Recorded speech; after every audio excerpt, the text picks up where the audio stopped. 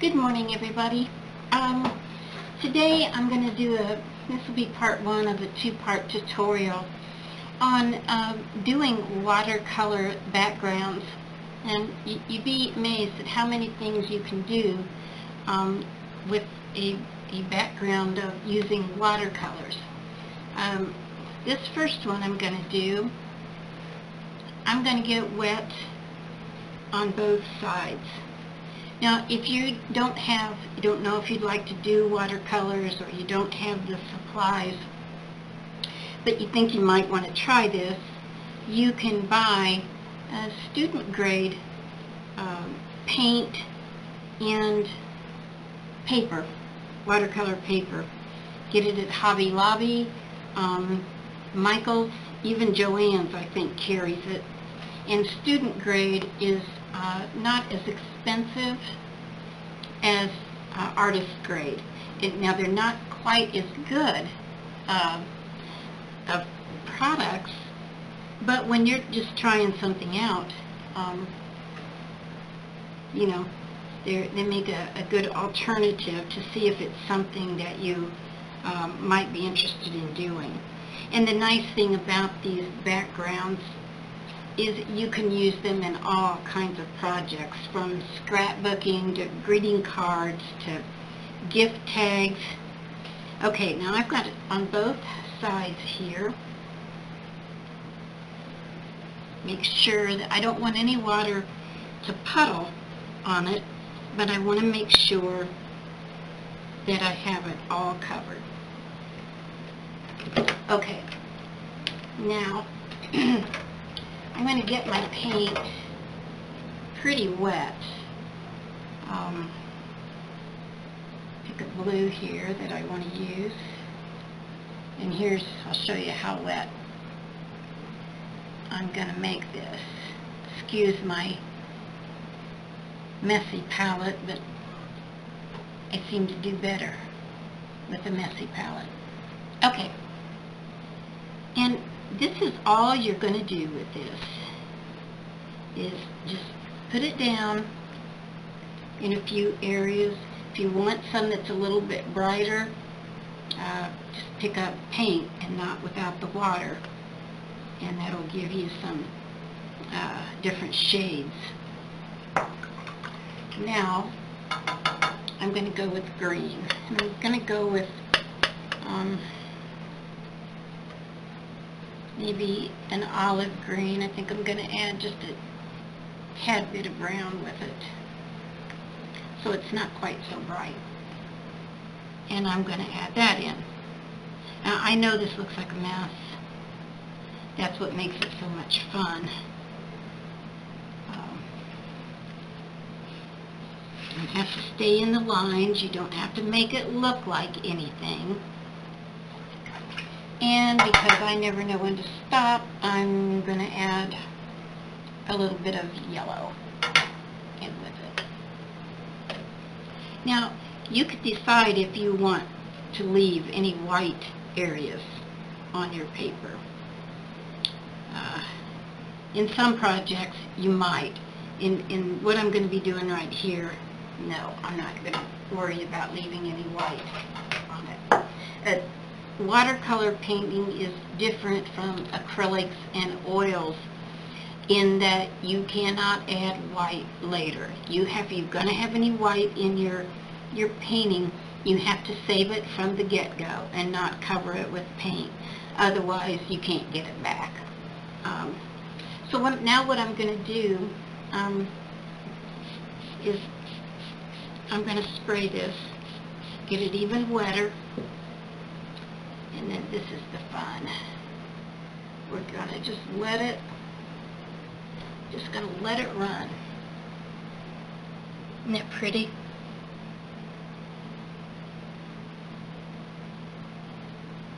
And just, let it run anyway. You can add more water if it's not running enough for you. Get this glue to move a little bit better. Oh, I love this.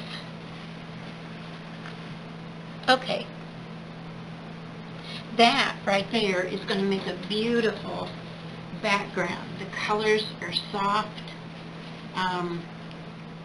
muted colors, so that if you draw something else on top of this, or paint something else, or use some mixed media with it, it won't compete with whatever you're doing. And so it just will give you a nice background, and it won't be like scrapbook paper that you buy at Hobby Lobby where everybody else has the same thing. This is your own creation.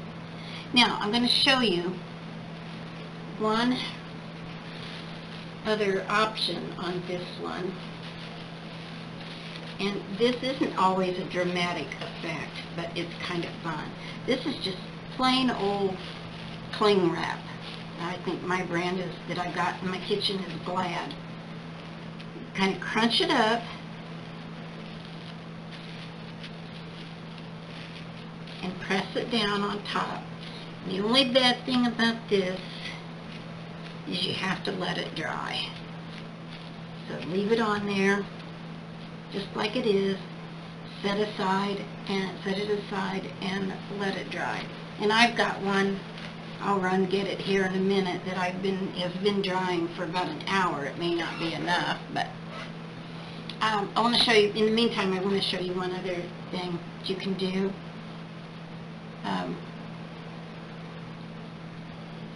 Here's another one. We won't get this one quite as wet, because what we want to do with this,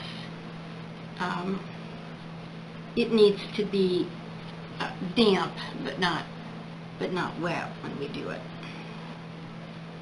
So we're going to do this pretty close like we did with the other one. Use some different colors here.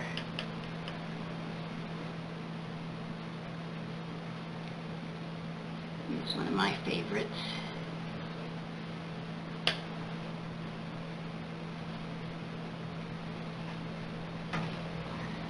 Put my palette where it's a little handier. You can use 2 colors, 3 colors. I guess you could get as busy as you want to on it. I typically don't use any more than 3. Just because that's just my preference. But it's your painting, you can do anything you want with it. Now, where these meet, it's going to turn kind of a purple, which is pretty too. And I don't think I'm going to add anything else to this one. Just going to kind of let it set. Maybe spritz it a little.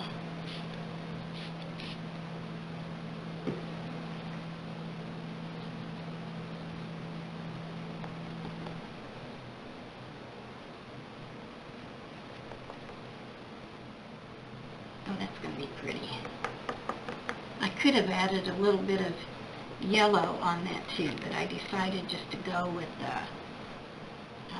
now see this one, if I stop now, which I have a hard time doing, I'll still have some whites left in it. And I think that's what I'm going to do, because what I want to show you next with this one, I need it to dry just a tad bit, and then we'll come back and add to this just a little bit. Okay, here's one that I had drying, that I added the cling wrap to when it was wet. And pull it off, and that's the look you get. Isn't that pretty? And that's nothing more than putting some watercolors down on wet paper, crunching up our, and you can make this as busy as you want. You know, it doesn't have to be quite, you don't have to crunch it up as much as I did. I just like that look. But you can put that on there anyway, and then when it, now this is not totally dry. It's still a little bit damp, but It's dry enough for the cling wrap to come off. Now, I want to show you one other thing. When your paper is at this stage, when I hold it, I can feel that it's damp, but there's no, there's no water setting on it. I suppose I've had this one drying maybe 45 minutes or an hour. So we're going to take some alcohol, plain old alcohol that we all have in our bathrooms or kitchen cabinets. I'm going to take a brush, and your brush needs to be damp, but you want most of the water out of it. And all I'm going to do is dip it down in this. You don't want it running off of it. And just hit the paper with some sprinkles of it. And as that dries, little areas will open up on it where you've put that alcohol. And I may have waited too long on that. Let me try it again. These things never go right when you're doing them on camera.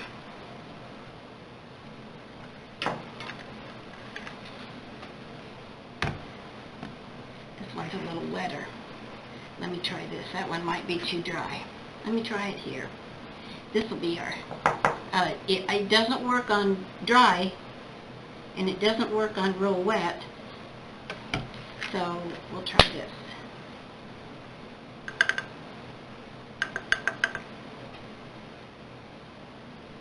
Yeah, this one was a little bit drier, and you can see, or excuse me, this one was a little bit wetter than this one. This one had sat for about 45 minutes, and it doesn't look to me like it's going to do anything to this one. But you can see here where the alcohol is kind of removing some of that color. And you can add as much as you want. Add just a few more on here so you can see.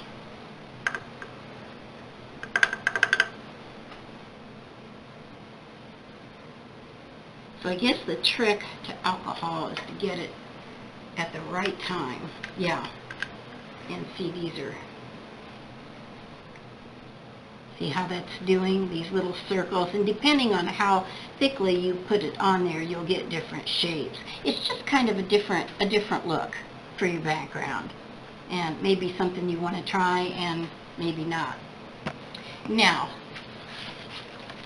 this is one that I did yesterday. Excuse me, it's got cat hair on it. This is one that I did yesterday. It's fully dry. I wet it like I did on this first one. I wet it on both sides and then put the paint on really wet, spritzed it, held it up, let it flow around, and this is how it dried. And that's what I like about this method, is it's such a pretty, soft, muted background.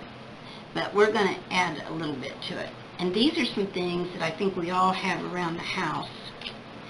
Now I'm going to use gesso. If you don't paint a lot, you probably don't have this around. But maybe you've got some white craft paint.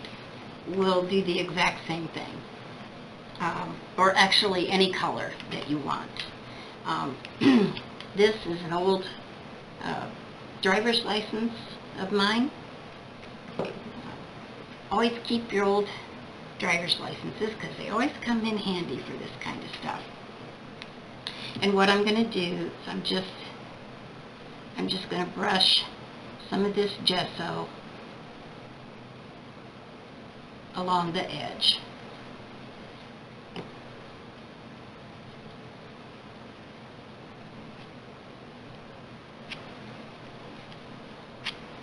It just gives it a little bit of dimension, and like I said, you can use any use white paint if you want to. If you don't have the gesso is a little bit thicker sometimes than the paint. And in my next video, when we actually do some projects with this paper, you'll see how nice these look using these different methods. Now this one, I don't know if you can see on my card, I had cut little lines all the way across to kind of make a fringe. And I'm putting my gesso on there.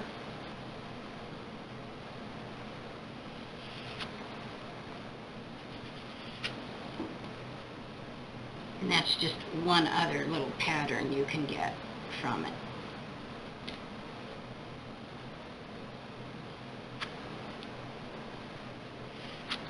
Now,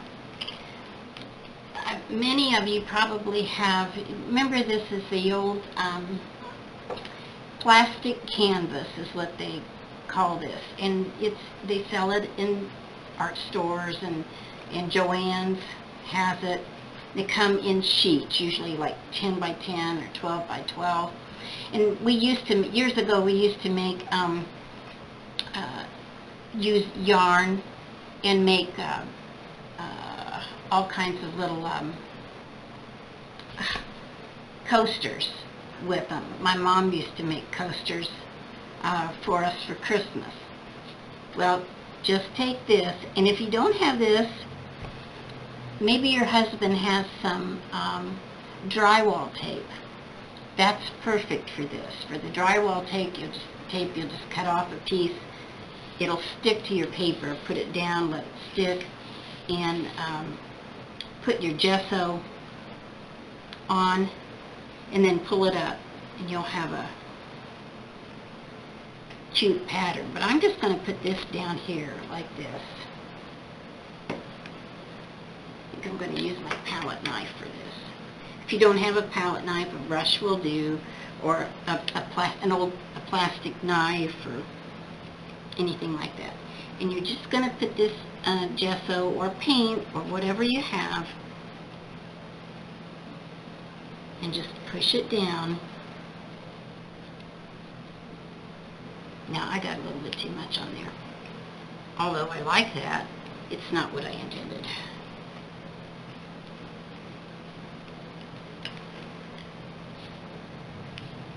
There you go. Even your palette knife can give you nice dimension. Here's another thing that we all have around the house. Corrugated cardboard boxes. I love these little pieces that you get in them that are have ridges in them, because those, you do the same thing, and you put that down,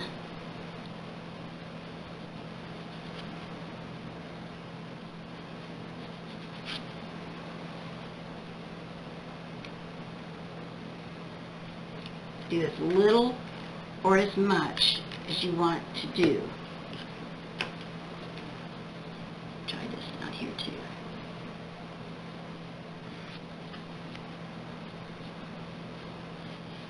Kind of neat.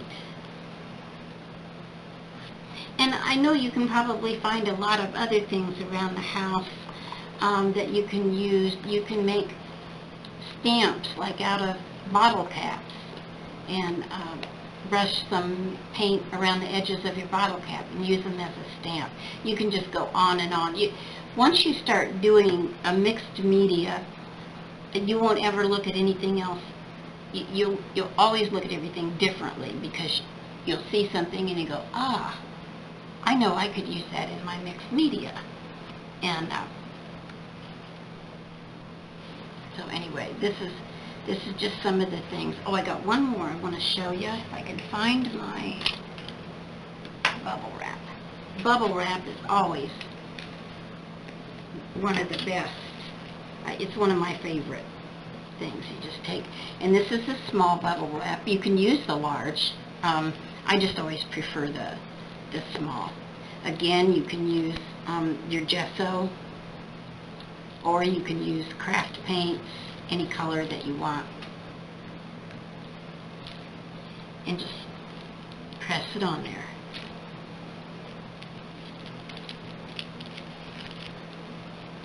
I love bubble wrap. So those are just a few ideas for adding some dimension on top of your watercolor background. And it's just fun, and we'll give it a different look. And then next time, in my next tutorial, we will take our I wanted to show you something. We'll take our